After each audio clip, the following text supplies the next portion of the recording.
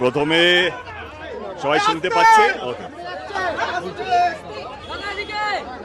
এইটাই এখন নতুন নর্মাল, যেটা আমি আগের দিন বললাম। আমি রেসপন্সিবল সিটিজেন হিসাবে এইটাই এখন নতুন নর্মাল হয়ে গেছে। রেসপন্সিবল সিটিজেন হিসাবে যেটা ল অফ দ্য ল্যান্ড, যেটা হওয়ার কথা, আমি সেটা ফলো করলাম এবং যা যা নথি দরকার নিজেকে প্রমাণ করার জন্য কি আমি এই শহরের নাগরিক, এই রাজ্যের নাগরিক, সেটা আমি করলাম। আমার শুধু এইটুকু বক্তব্য, এটাই বলার আছে কি ইতিমধ্যে অনেকগুলো ফোন এসছে আমার কাছে, যবে থেকে আমার নাম SIR এ এনরোল হয়েছে বা আমাকে ডাকা হবে তবে থেকে অনেকগুলো, যেমন আমি নাম নিয়েই বলতে পারি, যেমন আমার প্রজাপতি 2-তে যিনি মা হয়েছিলেন তিনি আমাকে ফোন করলেন, করে বললেন কি সে একবার ফর্ম ফিল আপ করতে এসেছিল, 3 ঘন্টা হ্যারেস হয়েছে, তা একা থাকেন, তার বোনও একা থাকেন, তারা সিনিয়র সিটিজেন।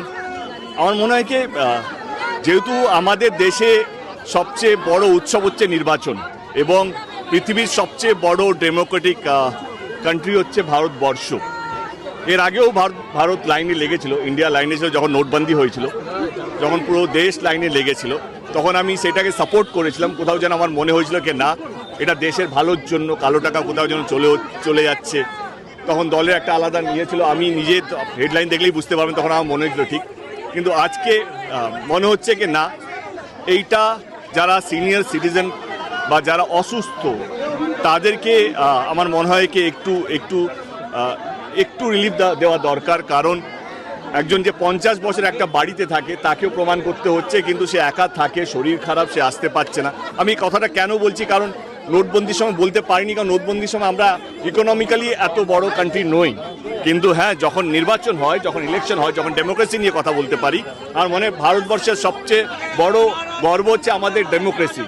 সেইখানে আমার মনে হয় কি নির্বাচন কমিশনকে একটাই অনুরোধ, দেব অ্যাজ এ সাংসদ হিসেবে নয়, দেব মানবিক কমন ম্যান হিসেবে, মানবিকতা কারণে আমি জাস্ট এইটুকু অনুরোধ করতে চাই নির্বাচন কমিশনকে, যেহেতু আমাদের দেশটা বৃহত্তম একটা ডেমোক্রেটিক একটা দেশ, নির্বাচন একটা উৎসব, যারা নির্বাচনে পার্ট নেয় তাদের কাছে একটা গর্বের ব্যাপার। যা আমি ভোট দিয়েছি, এখানে জ্যান্ত মানুষকে মৃত্যু ঘোষিত করানো হচ্ছে। আমার নির্বাচন কমিশনকে একটাই অনুরোধ, আমাদের মতন ইয়াং জেনারেশনে কোনো আপত্তি নেই, কিন্তু যারা সিনিয়র সিটিজেন, যারা একা থাকে বাড়িতে, যারা হাঁটুর ব্যথা, যারা ভয় পায় এতগুলো লোক দেখতে, কোথায় লাইনে দাঁড়াবো, আমি হারিয়ে যাব না তো, এরকম প্রচুর মানুষ আছে। তাদের কাছে যদি রিপ্রেজেন্টেটিভ পাঠিয়ে, মানে যদি এই ফর্ম ফিল আপের যে নিজেকে প্রমাণ করার যে দায়িত্বটা আছে সেটা যদি বাড়িতে বসে তারা যদি পায়, আমি বলছি সিনিয়র সিটিজেন মানে 70+, 80+, যা 90+ আছেন, তাদের জন্য যদি নির্বাচন কমিশন একটু ভাবে তাহলে ভালো হবে। আর রইল কথা নির্বাচন, আমি এটুকু বলতে চাই সমস্ত দলকে, এই নির্বাচনটা হচ্ছে দেশকে এক করার নয়, দেশকে ভাগ করার। আমি চাই যে সমস্ত দল, তাদের নেতারা মানুষকে এক রাখার বার্তা যেন দেয়। এমন কিছু না হয় যাতে আমাদের রাজ্যের নামটা খারাপ হোক, কারণ এই রাজ্যটা দেশের বাইরে নয়, রাজ্যের নাম খারাপ মানে আমাদের দেশের নাম খারাপ। একটা রেসপন্সিবল লিডার হিসেবে যা যা করণীয় সেটা আমার মনে হয় কি নির্বাচন আসছে, সমস্ত দল যেন তাদের রিপ্রেজেন্টেটিভকে এইটুকু যেন বলে কি যাই হোক না কেন, আমরা আমাদের রাজ্যের নাম বা আমাদের দেশের নাম যাতে খারাপ যাতে না হয়, আর মানুষ যেন এক থাকে, এই বার্তা যেন তাদের কথাবার্তার মধ্যে যেন থাকে।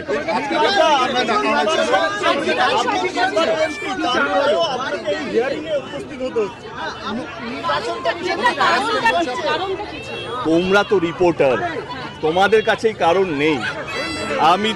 তোমরা তো রিপোর্টার, তোমাদের কাছেই কোনো কারণ আছে? এবার তোমাদের কাছে যদি কারণ না থাকে তাহলে আমি কোথা থেকে কারণ বলছি? ল অফ দ্য নেশন আমাকে ফলো করতে হবে। আমি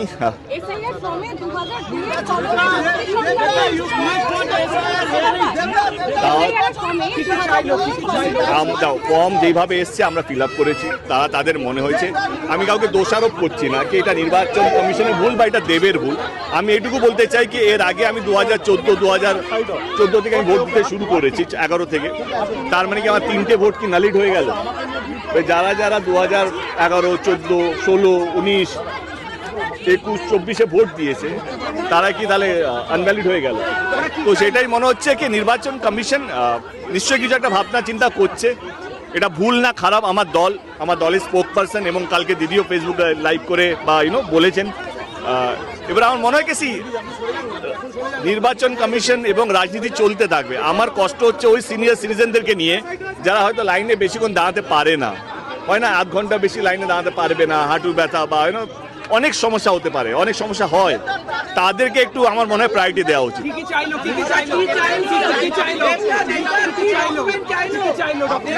আমি আমার পাসপোর্ট নিয়ে এসেছি, পাসপোর্টটা দেখালাম।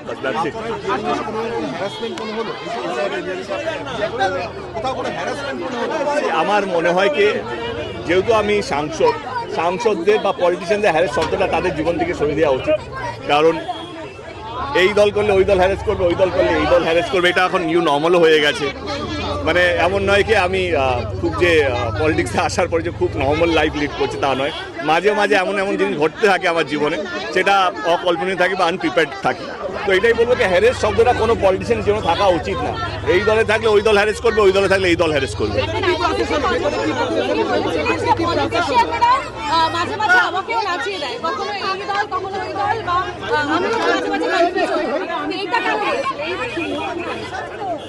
এইটা দাও, তোমরা কি বুঝতে পারছো না এবারে কেন?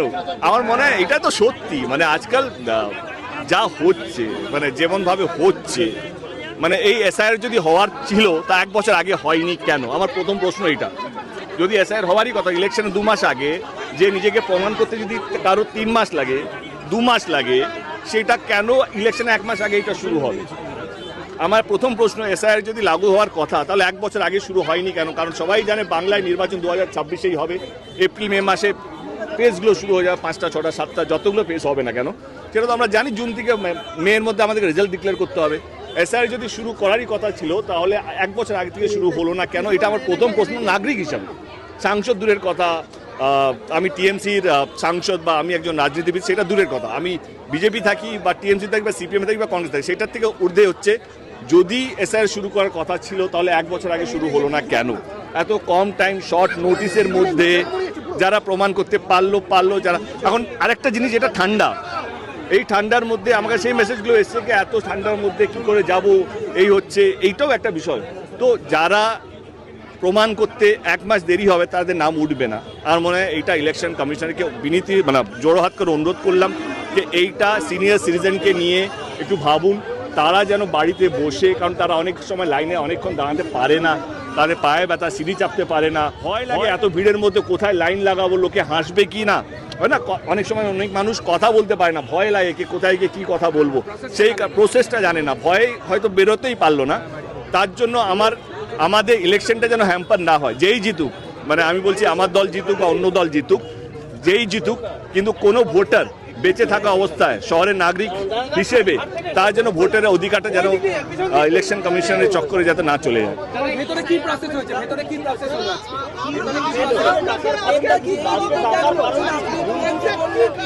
আমার জানি না কারণটা কি, আমাকে বলা হলো এত পড়ার সময় থাকলে আমি শুধু ডেটটা জেনেছি কে কবে যেতে হবে, কি পত্র নিয়ে যেতে হবে। ভেতরে অনেকগুলো ছবি তুললাম, অনেকগুলো অটোগ্রাফ দিলাম, আর কিছু পেপার সাইন করলাম। Thank you.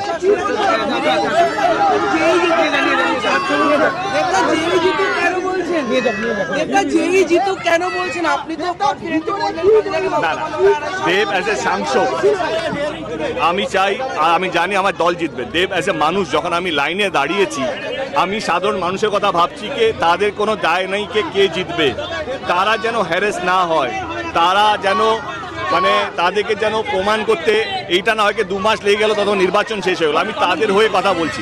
আজকে দেব এসআইআর হিসেবে দেশারে নিজেকে প্রমাণ করতে এসছে, সাংসদ হিসেবে আসেনি, নাহলে আমি একটা চিঠি পাঠিয়ে দিতাম বা এটা নিয়ে বিরোধ করতাম। জবের দিকে নোটিশ এসছে, আজ অব্দি একটা কথা আমি এর আগেন্সে বলিনি। আমি সবসময় বলে গেছি ল অফ দ্য ল্যান্ড আমি ফলো করব, যেটা নিয়ম সেটা ফলো করব, এবং আজকে আমি তাই করছি।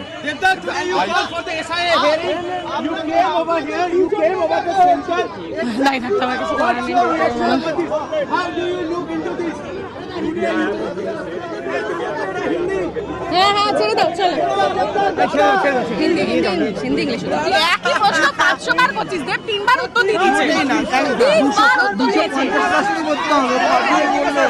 3 বার উত্তর দিয়ে দিয়েছে।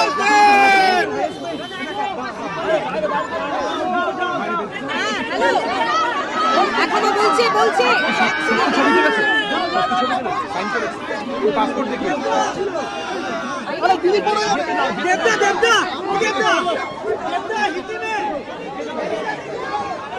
এটার হাল দেখো রমেন, ঠেলে ঠুলে আগে যাবে কি মিষ্টি দেবে তো ওখানে, হয়ে গেছে তো ভাই। আমরা করবো না, আমার ক্যামেরাম্যান ছবি তুলতে করে দেয়। রমেন এত ঠেলে ঠুলে আগে যাবে তো মিষ্টি দেবে আগে গেলে। ভয় লাগে এত ভিড়ের মধ্যে কোথায় লাইন লাগাবো, লোকে হাসবে কি না, হয় না। অনেক সময় অনেক মানুষ কথা বলতে পারে না, ভয় লাগে কে কোথায় গিয়ে কি কথা বলবো, সেই প্রসেসটা জানে না, ভয়ে হয়তো বেরোতেই পারলো না। তার জন্য আমাদের ইলেকশনটা যেন হ্যাম্পার না হয়। যেই জিতুক, মানে আমি বলছি আমার দল জিতুক বা অন্য দল জিতুক, যেই জিতুক, কিন্তু কোনো ভোটার বেঁচে থাকা অবস্থায় শহরের নাগরিক হিসেবে তার যেন ভোটারের অধিকারটা যেন ইলেকশন কমিশনের চক্করে যাতে না চলে যায়। ভেতরে কি প্রসেস হচ্ছে, ভেতরে কি প্রসেস হলো?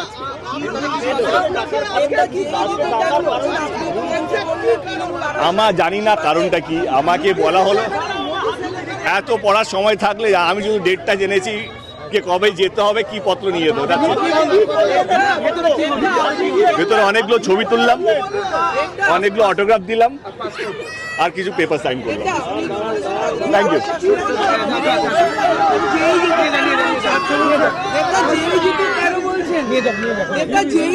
কেন বলছেন আপনি তো না না, দেব অ্যাজ এ সাংসদ আমি চাই, আর আমি জানি আমার দল জিতবে। দেব অ্যাজ এ মানুষ, যখন আমি লাইনে দাঁড়িয়েছি আমি সাধারণ মানুষের কথা ভাবছি, কে তাদের কোনো দায় নেই কে জিতবে, তারা যেন হ্যারেস না হয়, তারা যেন মানে তাদেরকে যেন প্রমাণ করতে এইটা না হয় 2 মাস লেগে গেল তখন নির্বাচন শেষ হয়ে গেল। আমি তাদের হয়ে কথা বলছি।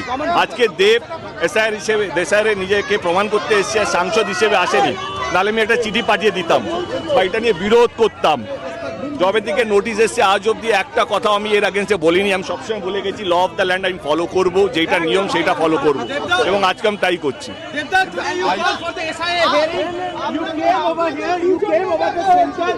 লাইন হাঁটতে আমার কিছু করার নেই।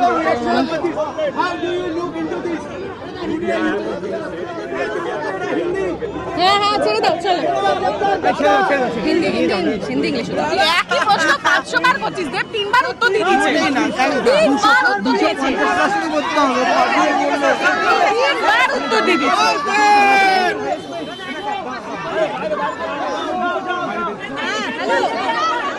এখনো বলছে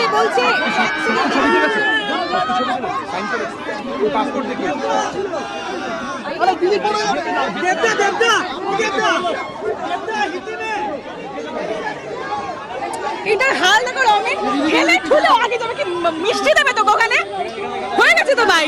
আমরা করবো না, আমার ক্যামেরাম্যান ছবি তুলতে করে দেয়।